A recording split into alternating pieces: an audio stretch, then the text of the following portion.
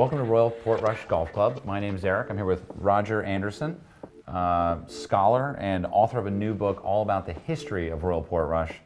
Can you tell me a little about the club as we walk through the clubhouse? So many things in this club. Here we have a scorecard here from Rory McIlroy, who held the course record until the course was changed for the Open at 61. The Queen, who visited here in 2015, she was fascinated by this photograph because it's got her father, her grandfather, and the man in the middle is Sandy Hurd. One of the club makers here, first club makers, was John Aitken.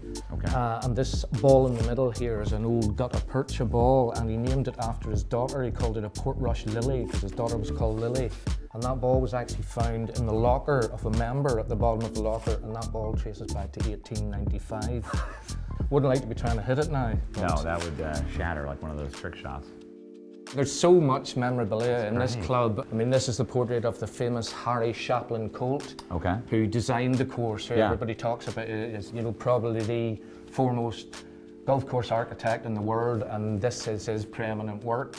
The Open, we have Fred Daly, who was a Portrush man, born and bred, son of a blacksmith.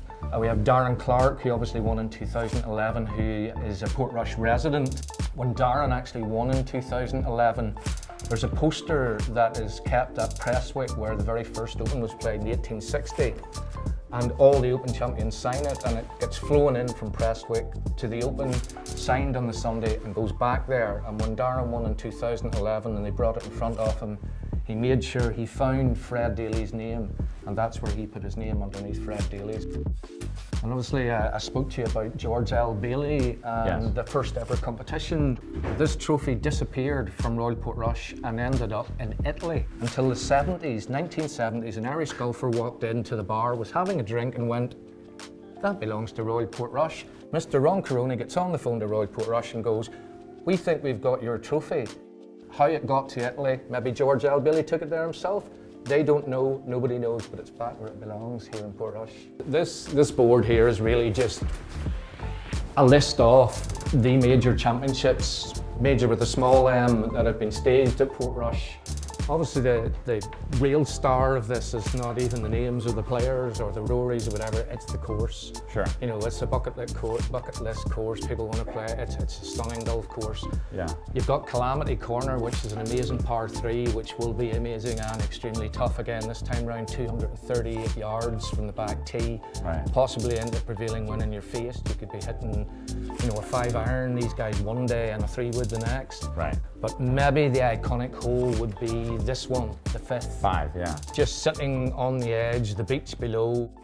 Right through the course of the history of the club, they had a problem with coastal erosion, which you get anywhere, but particularly in the 80s, the 5th and the 6th tee, they were falling into the sea basically. But that was the period of the Troubles in Northern Ireland. There was no income. You didn't, never mind American visitors, we didn't have visitors here from anywhere. People didn't come over from the south of Ireland here to play golf. There was no income, no money to fix the coastal erosion.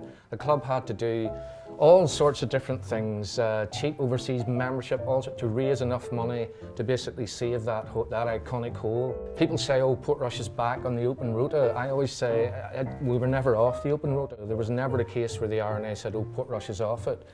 Just because of the Troubles and because of what was happening politically and the image of the country portrayed around the world, people just didn't want to come here, and you certainly weren't going to risk bringing a championship here. So the championship coming now says a lot about Portrush, it says a lot about Northern Ireland, in fact the island of Ireland as a whole, and just how far we've come and how significant it is.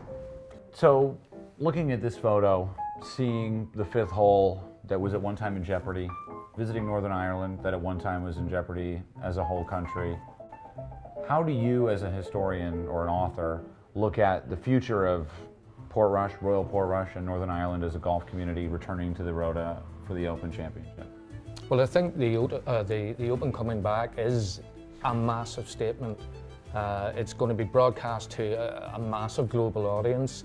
You're going to see Northern Ireland the way it should be seen, for the stunning scenery, the warmth of the welcome, the stunning golf course, and I think it's going to just be a kickstart to an even brighter future for all of us, both in terms of sport and as a country.